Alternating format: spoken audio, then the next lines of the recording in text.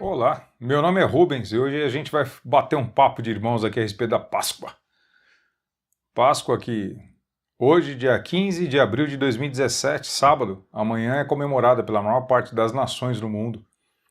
Mas que Páscoa é essa? Você sabe o que é a Páscoa? Se você diz acreditar no Deus que se revelou aos hebreus e no seu Messias enviado, você sabe que Páscoa é essa? A maioria das pessoas, quando perguntado, vai falar que é a ressurreição de Cristo. Muito bom. Se é a ressurreição de Cristo, por que você vê tanto ovo colorido por aí, ou de chocolate, e tanto coelho? O que tem a ver com Cristo? Bom, a Páscoa, verdadeiramente, ela foi instituída por Deus aos israelitas. Isso você vai encontrar em detalhes no capítulo 12 do livro de Êxodo. E eu não vou ler ele inteiro aqui para você. Espero que você tenha interesse de ir lá atrás. Para você que já sabe, você vai lembrar que é quando Deus mandou com que eles pegassem um cordeiro sem defeito, sacrificassem à noite e usassem o sangue do cordeiro no batente das portas, e durante aquela noite ia passar pela terra do Egito o Senhor. Então Deus envia o anjo e, passando pela terra do Egito, matou os primogênitos do Egito, o que culminou na libertação do povo do Egito. Melhor, culminou na libertação do povo de Israel da terra do Egito.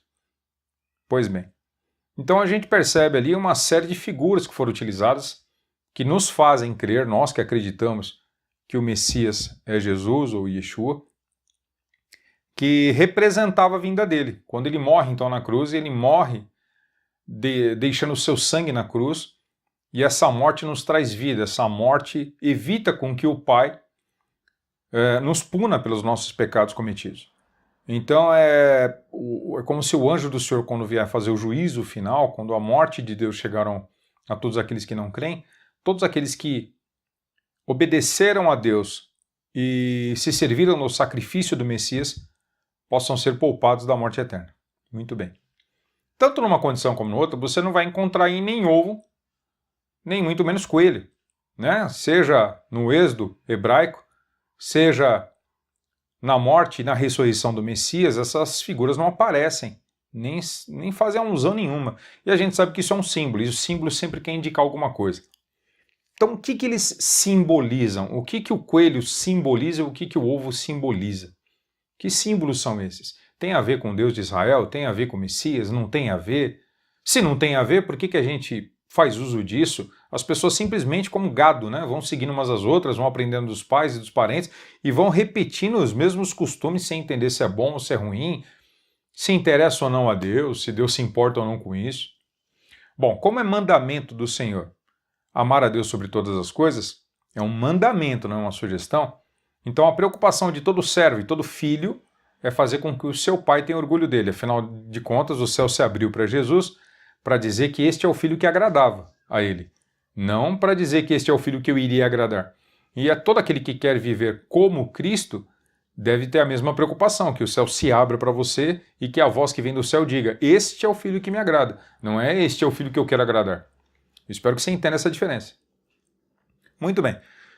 Vamos relembrar um pouquinho a respeito do que Deus falou ao povo de Israel, porque Deus não muda. Então as características de personalidade de Deus, elas não se alteram. O que era importante para ele continua sendo e o que não tinha importância continua não tendo. Em Deuteronômio 12, a gente vê o Senhor falando assim: o Senhor, o seu Deus, eliminará da sua presença as nações que vocês estão a ponto de invadir e expulsar. Mas quando vocês a estiverem expulsado e tiverem se estabelecido na terra delas, e depois que elas forem destruídas, tenham cuidado para não serem enganados e para não se interessarem pelos deuses delas, dizendo: como essas nações servem aos seus deuses, faremos o mesmo. Não adorem ao Senhor, ao seu Deus, como fazem essas nações, porque ao adorarem os seus deuses, elas fazem todo tipo de coisas repugnantes que o Senhor odeia, como queimar seus filhos e filhas no fogo em sacrifícios aos seus deuses. Apliquem-se a fazer tudo o que eu lhes ordeno, não lhe acrescentem nem lhe tirem coisa alguma.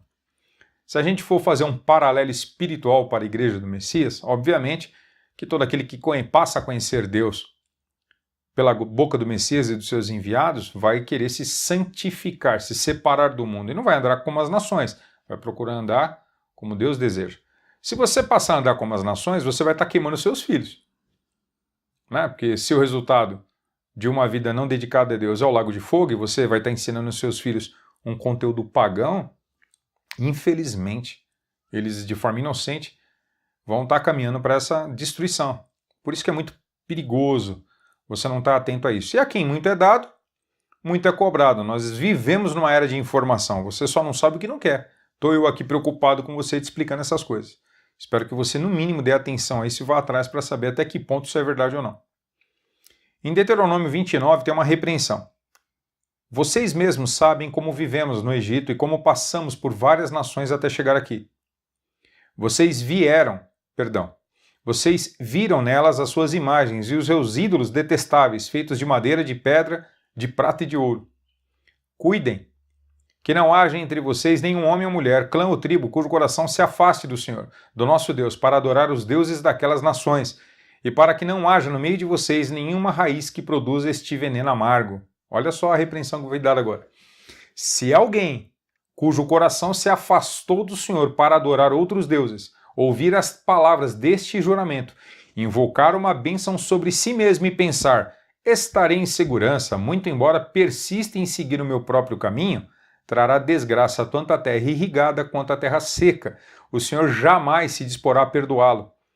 A sua ira e o seu zelo se acenderão contra tal pessoa. Todas as maldições escritas neste livro cairão sobre ela, e o Senhor apagará o seu nome de debaixo do céu. Eu não sei você, mas para mim não parece ser uma coisa sem importância dar atenção aos costumes que nós temos. Será que esse costume agrada a meu pai?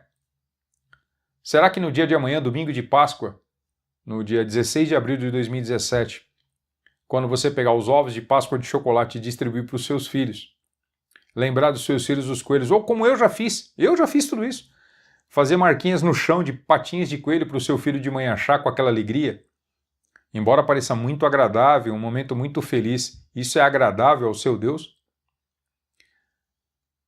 Olha, talvez na sua mente não pode algo inocente, não tem importância, qual o problema, um vinho de chocolate, uma brincadeirinha de criança. Mas os israelenses corriam o mesmo risco que você. E o que eu estou te trazendo à tona aqui são palavras inspiradas no Espírito do Pai que admoestavam eles a ter esse cuidado. Será que para você não serve? Será que naquela época, onde não foi dado a eles a graça do Espírito Santo, essa preocupação era tão grande e nós não? Será que Deus releva tudo?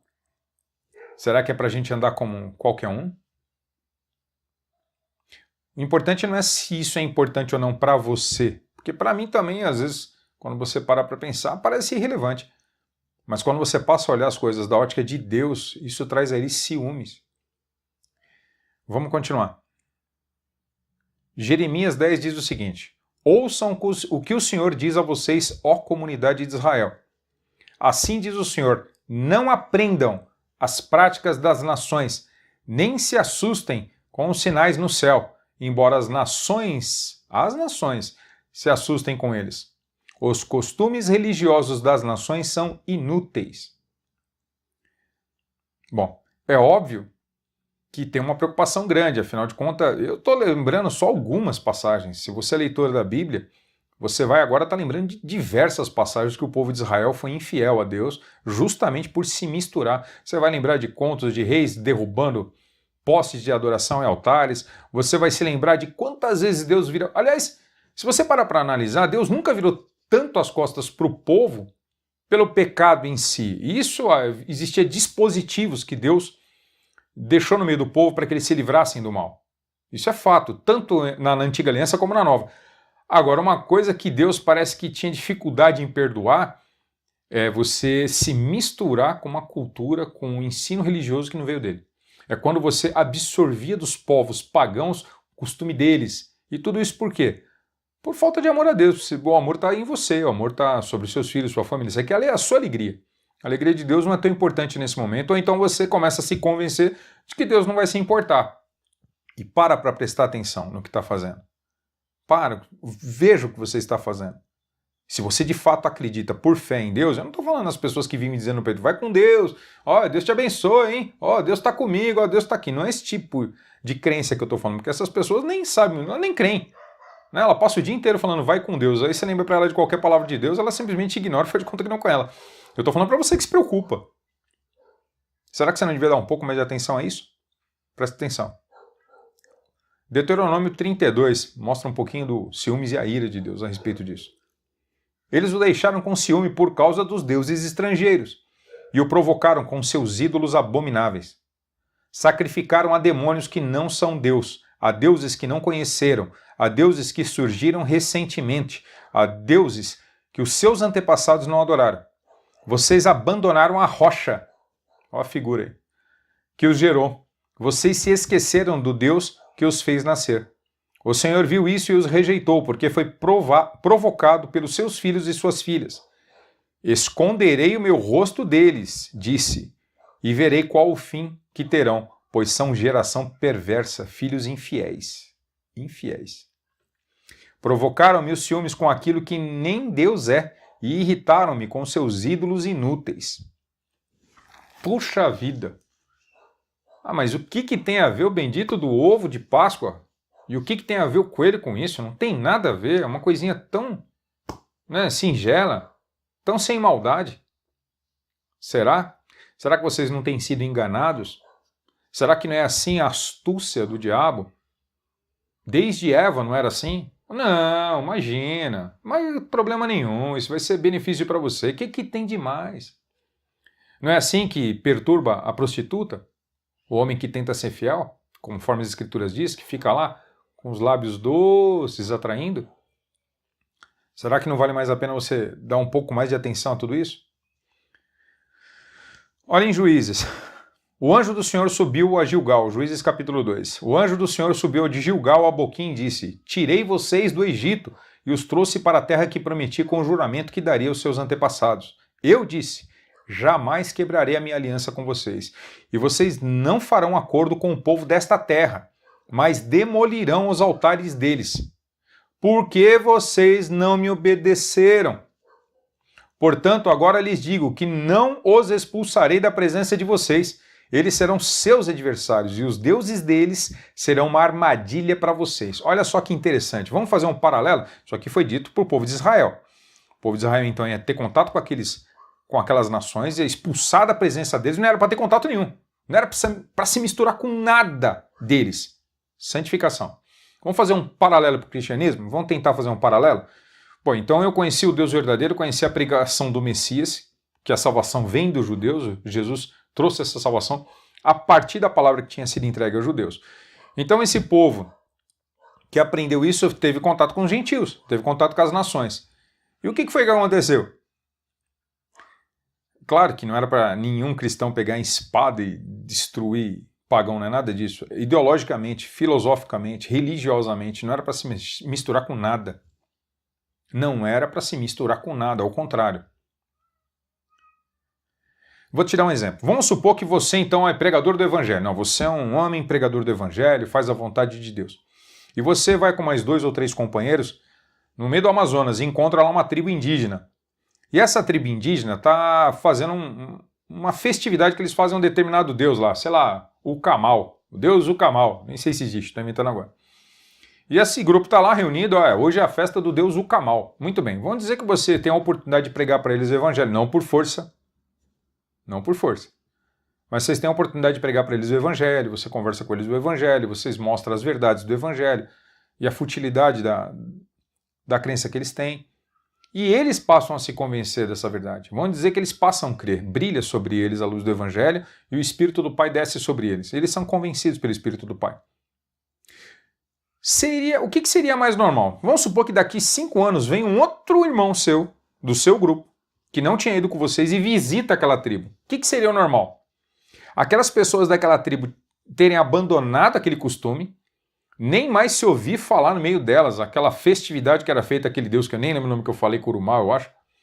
Ou, a partir de que momento ter a festa, os mesmos costumes da festa, as mesmas bebidas, as mesmas comidas, do mesmo jeito e dizendo, não, agora não é para Curumá, agora é para Jesus. Faz sentido para você? Quem convenceu quem? Será que foi quem foi lá pregar que convenceu? Ou quem foi lá pregar foi convencido? Será que você foi lá purificar ou você foi lá se sujar? Vocês estão entendendo o que eu quero dizer? Muito bem, então guarda, coelho e ovinho. A gente vai explicar já. Outra repreensão, isso é já no Novo Testamento, que tem a ver com tudo isso. Em Atos dos Apóstolos, capítulo 15. Quando os irmãos fazem uma carta e envia por outros 2 para acompanhar Barnabé e Paulo, porque Paulo também não foi enviado pela igreja. Paulo e Barnabé trouxeram a questão até a igreja se reuniu em assembleia, ou seja, a igreja foi igreja, decidiram por uma carta e entregaram para outros 2, não entregaram para Paulo. Paulo não foi enviado pela igreja, os outros 2 foram enviados juntamente com eles. E era por meio desses 2, você vai ver em Atos 15, que essa carta seria lida e seria tudo comprovado. E o que eles disseram lá? Parecia bem ao Espírito Santo e a nós não impor a vocês nada além das seguintes exigências necessárias: abster-se da comida sacrificada aos ídolos, do sangue, da carne de animais estrangulados e da imoralidade sexual. Vocês farão bem em evitar essas coisas, que tudo lhes vá bem. Abster-se da carne sacrificada aos ídolos, ou da comida. Por que era assim?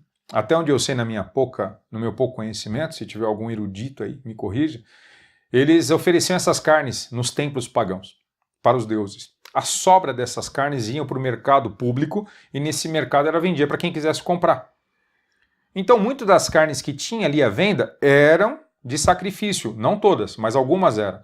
Então era normal o judeu, por exemplo, na hora de comprar, perguntar se a carne era de sacrifício. Se fosse de sacrifício, eles não pegavam, eles não se misturavam.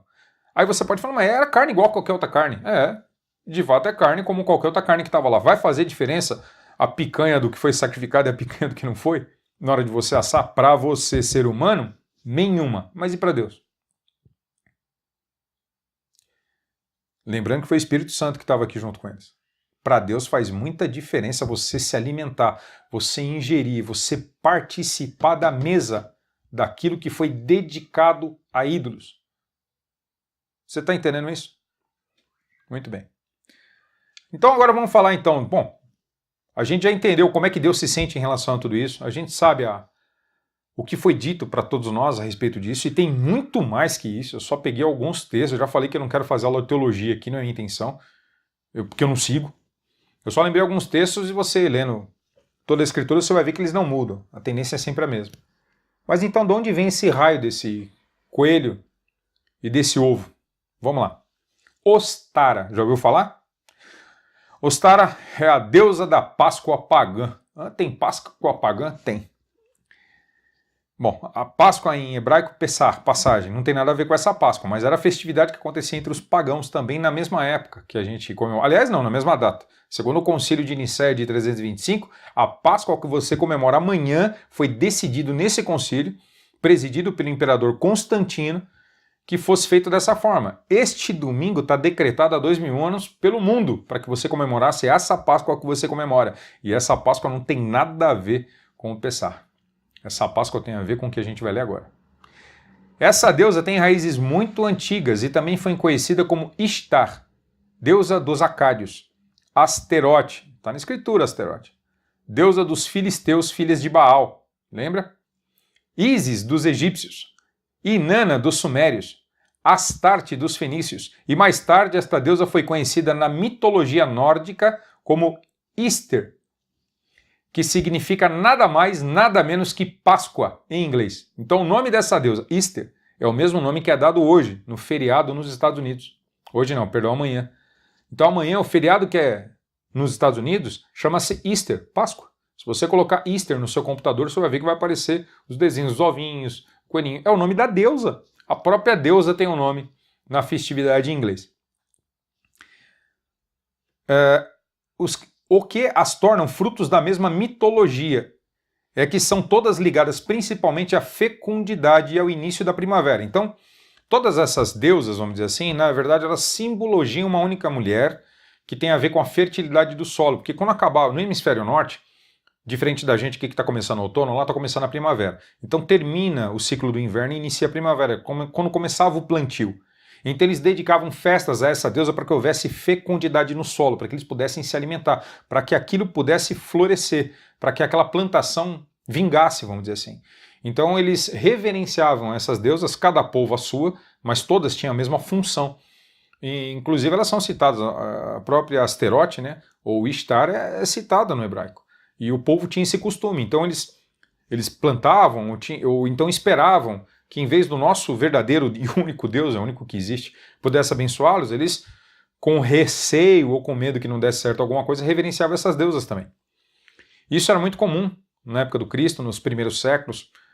E no quarto século, como eu já disse, o imperador Constantino, no concílio de Nicéia, ele presidia, mas ficou determinado, porque parte dos cristãos, vamos dizer assim, não se deixaram levar isso. Mas parte dos cristãos que estavam mais ligados ao povo pagão, esses sim queriam adaptar, porque eles quiseram sempre adaptar, sempre miscigenar, misturar. Em vez de seguir o que Deus determinou, que era a separação, a santificação, eles queriam sempre se misturar com os costumes. Continuando. Ostara, ou Eostre, tem como símbolo o coelho ou a lebre, e uma das principais tradições do festival dedicado a esta divindade pagã era o de decorar ovos, dá-los em presente e ainda escondê-los para serem achados pelas crianças. Então era o costume do dia. As brincadeiras, né, o povo se envolvia com a festividade dessa deusa, justamente isso, dando ovos um para o outro, ovos decorados. E essa questão de ser chocolate, isso é mais atualizada, né? Tem a ver mais com a venda, tem a ver com o comércio. Mas a simbologia do ovo, que tem a ver com fertilidade, fecundação, né? Isso aí existe outras crenças, ainda fala do ovo universal, coisa parecida, que tudo nasceu do ovo. Ou seja, são crenças pagãs. E é por isso que até hoje se perpetua esse costume. O ovo, continuando, era um símbolo de sorte, fertilidade e prosperidade. O coelho ou a lebre era o símbolo do festival, pois era um dos principais animais a surgir após o inverno, e por sua capacidade reprodutiva, era o que se esperava da deusa no início dos plantios da primavera. Então, a ideia da lebre ou do coelho é justamente pela questão da fecundidade. Como todo mundo sabe, a lebre e o coelho, eles se reproduzem de uma forma muito rápida, né? Eles são muito fecundos. E a ideia dos ovos é a mesma. Existe também, se você procurar na internet, mitologias a respeito dessa deusa. Então tem uma mitologia antiga, uma história, né, que falam de que a lebre andava com essa deusa muito feliz. Aliás, estou deixando a imagem dela aqui para vocês verem. Essa aqui é uma representação dela. Então a deusa da primavera com as lebres, os animais do campo e tal. Uma deusa da natureza. Isso é só uma representação dela, existem várias por aí. Então o que acontecia? Naquele tempo existia uma mitologia, entre várias outras, uma delas era a seguinte: que essa lebre, que era tão próxima dessa deusa, sentindo a falta dela que foi morar na lua, passou a uivar como os lobos do campo. E a deusa ouviu aquele som diferente dos lobos, viu que era a lebre, transformou a lebre num pássaro e o pássaro foi voando até a lua e deixava de presentes para essa deusa os ovos. E antes de amanhecer, a deusa ela voltava de novo à terra e era transformada numa lebre.